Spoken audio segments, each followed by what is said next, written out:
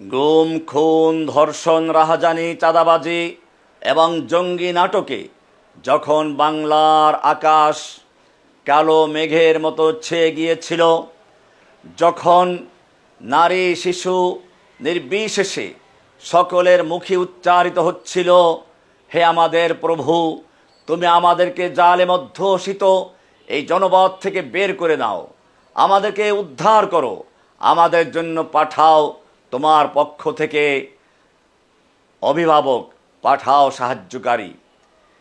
এই ফরিয়াদের আহ্বানে সাড়া দিয়ে সেদিন যারা মাঠে নেমেছিল, সেই ছাত্র জনতা, যেখানে কে আলিয়া, কে কওমিয়া, কে মাদ্রাসা, কে স্কুল কলেজ, কে ইংলিশ মিডিয়াম, কে বাংলা, কে মেয়ে লোক, কে পুরুষ, সকলেই নির্বিশেষে মাঠে নেমেছিল। এবং যাদের ঐক্যবদ্ধ শক্তির সামনে জালিম শাহী সেই স্রোতের ন্যায় ভেসে গিয়েছিল, বাতাসে উড়াল দিয়ে বাংলা ছেড়ে এক লাফে বর্ডার ত্যাগ করে দিল্লিতে গিয়ে পড়েছিল, সেই সকল ছাত্র জনতাকে আজকে জানাই লাখো সালাম। যারা শাহাদত বরণ করেছিল সেদিন, তাদের জন্য জানাই জান্নাতুল ফেরদাউসের মেহমান হয়ে যাক।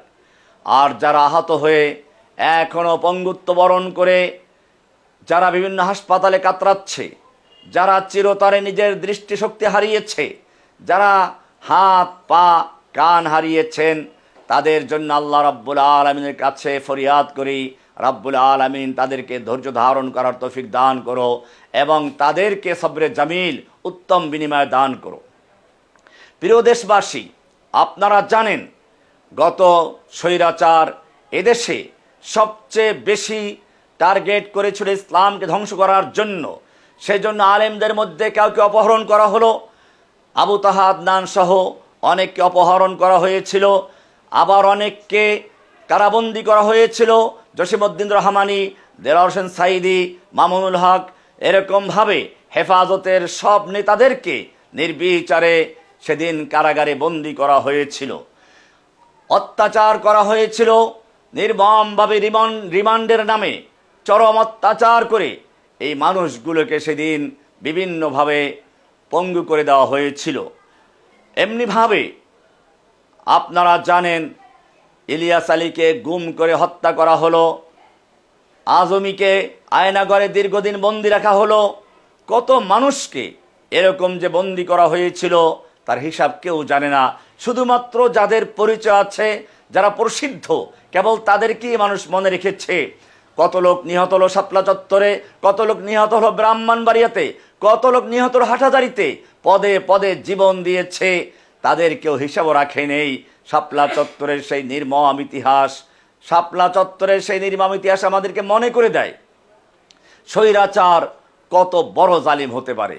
শুধু তাই না, জুলাই আগস্টের সেই আন্দোলনকে, জনতার প্লাবনকে থামিয়ে দেওয়ার জন্য নির্বিচারে গুলি করা হলো।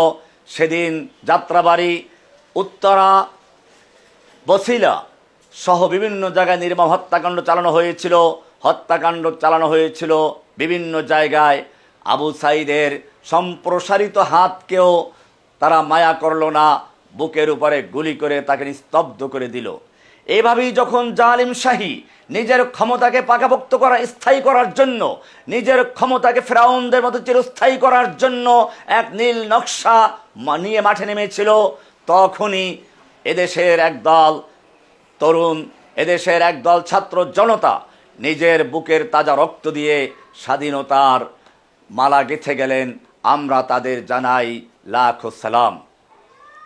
প্রিয় দেশবাসী, সেই জালিমকে আবারও প্রতিষ্ঠা করার জন্য চক্রান্ত হচ্ছে সেই ঐক্যবদ্ধ শক্তিকে ভেঙে দেওয়ার জন্য, চক্রান্ত হচ্ছে সেই তাওহীদি জনতাকে কলুষিত করার জন্য। আবার নতুন করে জঙ্গি নাটকও সাজানো হচ্ছে।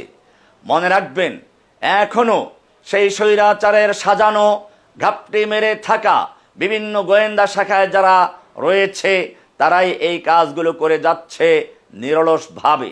আমাদেরকে সতর্ক থাকতে হবে। আমি সরকারকে বলবো, এই সকল ষড়যন্ত্রকারী, এই সকল ঘাপটি মেরে থাকা স্বৈরাচারের কর্মচারী পা চাটা গোলামদের থেকে সাবধান থাকুন। তাদের ফাঁদে পা দিবেন না, আপনার শক্তি দুর্বল হয়ে পড়বে। আমরা এদেশের সকল জনতাকে বলবো, যেভাবে সেই গত জুলাই আগস্টে আপনারা লৌহ প্রাচীর হয়ে স্বৈরাচারের সামনে দেয়াল হয়ে দাঁড়িয়েছিলেন, সেই লৌহ প্রাচীর অটল রাখবেন, ঐক্যবদ্ধ থাকবেন। দেখবেন কোনো ঝড়ো হাওয়া, বাতিলের কোনো সয়লাব এদেশের জনতাকে কোনো ক্ষতি করতে পারবে না। আজকে এই শুভ দিনে সেই সব শহীদদেরকে আবারও স্মরণ করে যারা আহত হয়েছে তাদের আরোগ্য কামনা করে, এবং যারা সেদিন ঐক্যবদ্ধ ছিল আবারও ঐক্যবদ্ধ থাকার জন্য আহ্বান জানিয়ে শেষ করছি। আল্লাহ হাফেজ।